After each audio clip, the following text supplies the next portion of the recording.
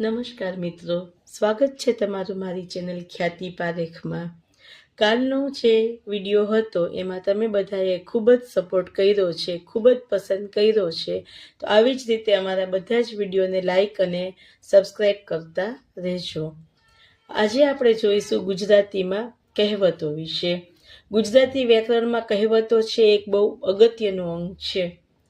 કહેવતોમાં તમે થોડા એવા શબ્દોમાં અસરકારક રીતે વાત મૂકી શકો છો. જેમ કે પારકી માછ કાન વિંધે, તો લાગણીનો સંબંધ ન હોય તે જ શિક્ષણ કે તાલીમ આપી શકે. એટલે આ એક નાનું એવું જે કહેવતમાં વાક્ય હોય છે એ ઇફેક્ટ વધારે છોડે છે.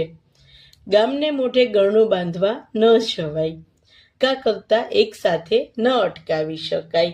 જેમ કે તમે કોઈ પણ કાર્ય કરવાના છો તો અમુકને એ તમારું કાર્ય પસંદ આવવાનું છે, અમુકને નથી આવવાનું. તો તમે બધાને એક સાથે જ સંતોષ આપી શકતા નથી કે ખુશ રાખી શકતા નથી. એટલે ગામને મોઢે કઈ ગરણા બાંધવા જવાતા નથી.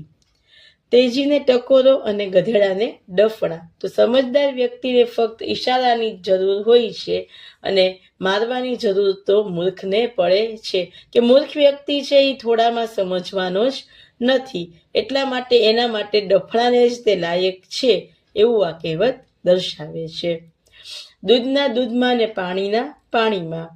આ કહેવત ઉપરથી મને છે ને, હું જ્યારે ભણતી ને ત્યારની એક અમારે ભણવામાં વાર્તા આવતી, તે વાર્તા યાદ આવે છે કે એક દૂધવાળા ભાઈ હતા. એ લોકોને ઠગવા માટે દૂધની અંદર પાણી નાખે છે અને પાછા જ્યારે એ દૂધ બધેથી આપીને આવે છે અને પાછા એ નદીમાં પાણી પીવા જાય છે તો એમના એટલા જ પૈસા પાછા પાણીમાં જતા રહે છે જેટલું આ રૂપિયાના એણે દૂધની અંદર પાણીનો સમાવેશ કર્યો હતો.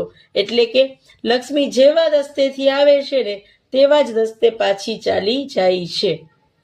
અધૂરો ઘડો છલકાય ઘણો, તો ઓછી આવડતવાળો વધારે દેખાવ કરે છે.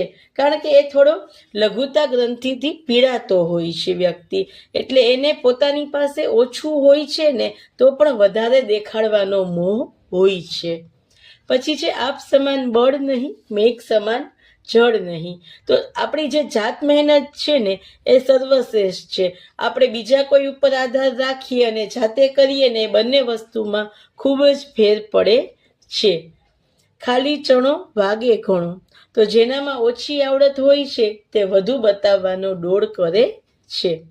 હાથે તે સાથે, જાતે કરીએ તો જ